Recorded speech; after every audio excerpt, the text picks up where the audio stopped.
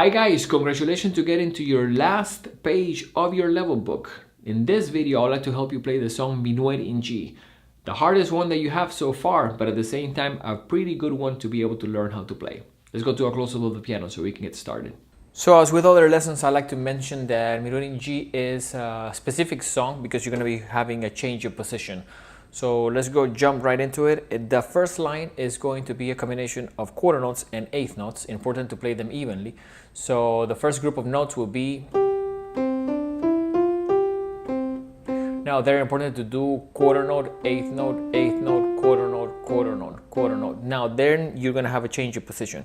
That means that your right hand is going to go to the finger 1 on F, and part of what really is important is that you make that change. I like to tell students almost aim with one finger.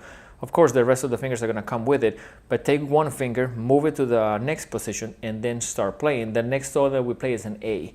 So again, you're going to do first batch of notes, then move to the right,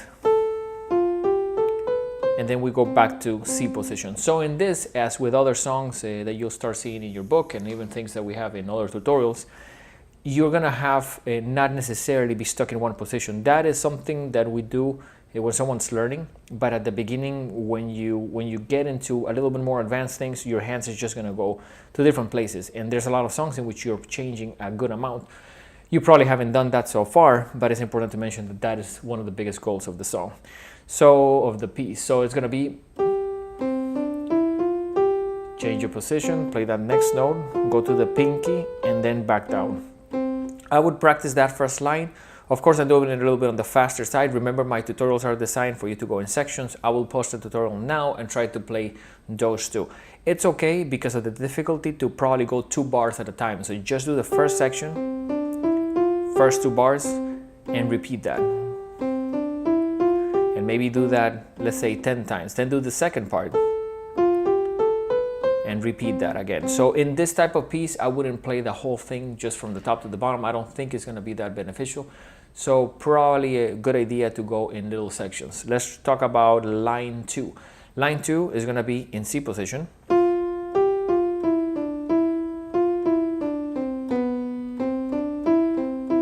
And then we have a very specific thing. We are reaching for this B, the one right next to middle C, but we're not changing position or using my same one finger to play it. We want to try to cross over. And the reason is we're going to stay in position because you're about to play again E and D. So there on the second line, important to play the quarter notes, eighth notes, quarter note, eighth notes, cross over with finger 2, and then play the next ones. And there at the end of the line, you see 2 Ds, but they're tied. We don't do this. So it's not 2 Ds, it's 1 D because both of them are tied. Now let's talk about doing it with 2 hands. Again, little sections, not particularly challenging because your left hand is going to be in C position, but important to play at the same time the notes that are supposed to go together, like this. Probably repeat that, but let's keep on going. To the second line.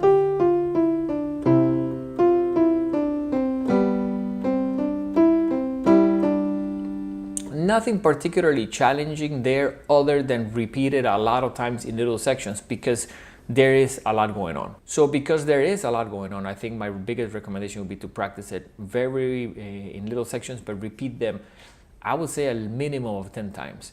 Now, good news, the third line is almost identical than the second line with a couple changes on the left hand. Let me play that. Change your position again. So then the change is that instead of starting with C and G, we start with E. Not a big change and I don't think particularly challenging. Now, the bottom line gets a little bit tricky on the last 2 measures. So let me play it first completely.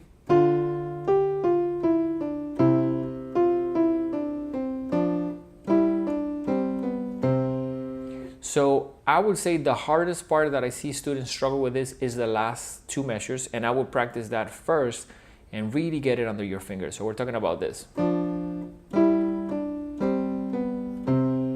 Do it again.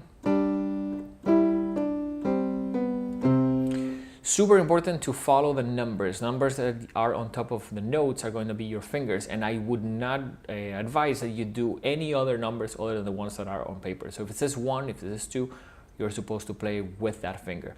So when you play that third line, I would play that last 2 measures first, then do the first 2 measures, and maybe repeat those, and then try to stitch it together super slow.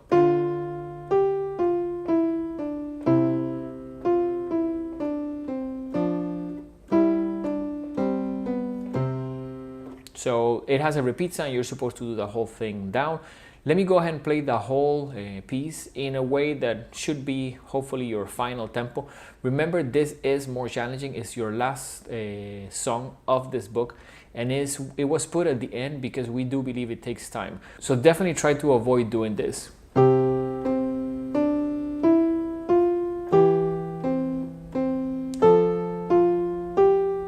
So there I'm playing all the notes the same size, like if they were all quarter notes, which is not correct. So keep the pacing of them different when you're playing a quarter note than an eighth note. Let me go ahead and play the whole piece so you have an idea of what would be the final result when you get done with it.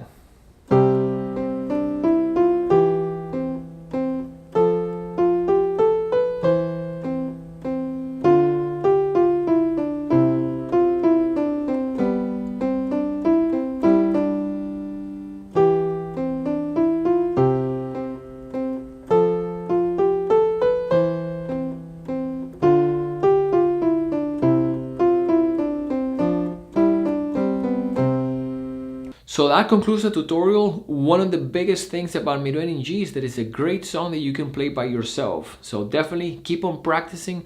Music takes time, but at the same time, with a little bit of work, you should be able to learn how to play not only the songs that you already did, but some of the cool music that it's out there. We'll hope to see you guys soon. Take care.